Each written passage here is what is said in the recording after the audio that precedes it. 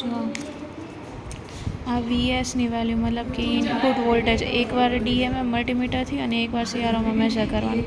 પછી VPની વેલ્યુ મતલબ કે આઉટપુટ એ પણ એકવાર DMMથી અને CROથી મેઝર કરવાની. હવે VDC છે એને આપણે DMMમાં તો કરી શકીએ. આ સાઈડનું AC થાય અને આ સાઈડનું DC થાય, બરાબર. આ સાઈડ રાખીને VDC મેઝર થઈ જશે. VDC CROમાંથી કેમ મેઝર કરવાનું? તો કે પહેલાં આ બે સ્વિચ બાર મતલબ કે આ ACમાં છે અને આ ગ્રાઉન્ડ પણ નથી. તો હવે અહીંયા વેવ આવે છે આવી રીતે, તો એને ગ્રાઉન્ડ કરી નાખવાની. એટલે આવી રીતના લાઈનમાં પહેલાં ગ્રાઉન્ડ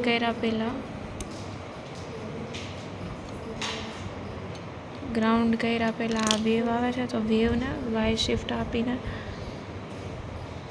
આવી રીતના એક્સ એક્સિસ ઉપર આવી જાય ને, અને આમ એક્સ એક્સિસ ઉપર આવી ગઈ વેવ, હવે ગ્રાઉન્ડ કરવાની. હવે આ લાઈન આવી તો એ લાઈન અહીંયા એક્સ એક્સિસ ઉપરથી કેટલી ઉપર શિફ્ટ થઈ એ જોવાનું.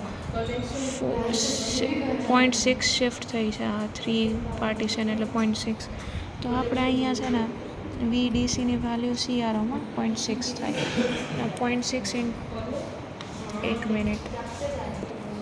હા, તો આ લાઈન છે ને એ અહીંયા 0.6 શિફ્ટ થઈ. એક પાર્ટીશન 0.2નું હોય તો આ 3 પાર્ટીશન છે એટલે 0.6 શિફ્ટ થઈ.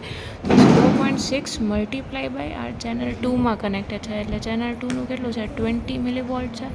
તો એ 0.6 મલ્ટીપ્લાય બાય 20 મિલી ઓહ્મ એ આપણું VDC થશે. એટલે કે એ આ VDC બાય CROની વેલ્યુ થશે. ઓકે.